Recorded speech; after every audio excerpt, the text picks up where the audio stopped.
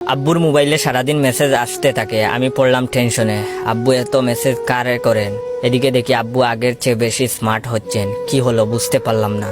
সারাদিন পুরাতন লুঙ্গি আর জরাজীর্ণ গেঞ্জি পরা আব্বু এখন দেখি স্মার্ট হয়ে গেছেন। জিন্সের প্যান্ট আর ব্র্যান্ডের গেঞ্জি, আবার গেঞ্জির গায়ে লেখা লাভার বয়, এসব পরেই বসে আছেন। আবার এফবিতে পোস্ট করেছেন, তুমি আমার অনেক শখের খুঁজে পাওয়া এক প্রজাপতি সহ আরো অনেক রোমান্টিক পোস্ট।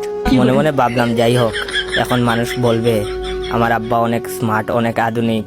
ধীরে ধীরে দেখি বাবা খাওয়া দাওয়া রেখে চাট করতে ব্যস্ত, এছাড়া জিমও করেন। এলাকায় হাঁটেন আলাদা একটা ভাব নিয়ে, মনে হয় 16 বছরের তরতাজা যুবক। এমনকি দেখি উনার বাঙ্গা বাইক রেখে আমার নিউ জিক্সার বাইকটা নিয়ে এখন কই যেন যান বুঝি না। হঠাৎ একদিন আমার ফ্রেন্ড কল দিয়ে বলল, জয়, তোর বাবার মাথায় কি প্রবলেম হয়েছে? আমি বললাম, কেন রে? সে বলল, তার বোনকে দেখলে নাকি আমার বাবা সিটি বাজান, চুখো মারেন আর রোমান্টিক গান। আমি এখন বন্ধুকে কি বলবো ভেবে পাচ্ছি না। বন্ধুকে বললাম, আচ্ছা বাবা বাসায় আসলে জিজ্ঞাসা করব। বন্ধু বলল, তাড়াতাড়ি বিচারটা করে দিও, নইলে তোর লুচ্চা বাপের গায়ের চামড়া থাকবে না। আমি অনেকটা লজ্জা পেলাম। বাবা আসার পরে বললাম, বাবা এসব কি শুরু করছো তুমি? তোমার কারণে কি বাসার বাইরে যেতে পারবো না?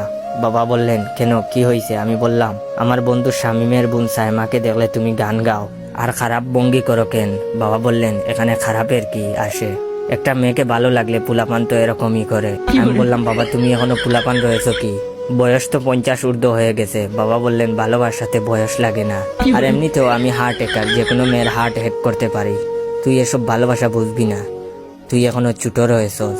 এটা বলে বাবা উনার রুমে চলে গেলেন আর আমি আমার রুমে। পরদিন এফবিতে ঢুকেই দেখি বাবা এফবিতে পোস্ট করেছেন, আসতেছি তোমাকে দেখতে।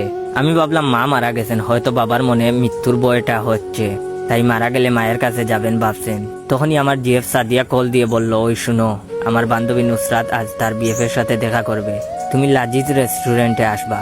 আমি বললাম, আচ্ছা আসবো।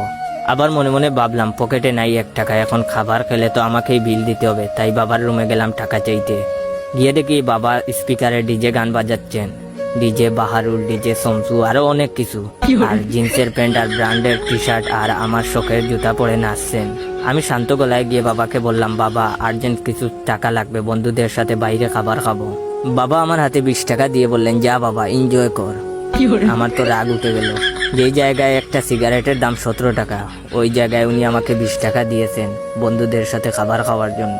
এটা হচ্ছে ভিডিওর সেকেন্ড পার্ট। চাইলে এই জায়গায় শেষ করতে পারতাম ভিডিওটা। যদি এই ভিডিওতে বেশি বেশি লাইক, কমেন্ট, শেয়ার আসে, তাহলে এই ভিডিওর থার্ড পার্টও নিয়ে আসবো আপনাদের জন্য। আর হ্যাঁ, আমার টিকটক অ্যাকাউন্ট বাইসা বনফায়ার আর ইউজার নেম ইয়োর জয় অ্যাকাউন্টটাকে ফলো দিয়ে রাখবেন। ধন্যবাদ।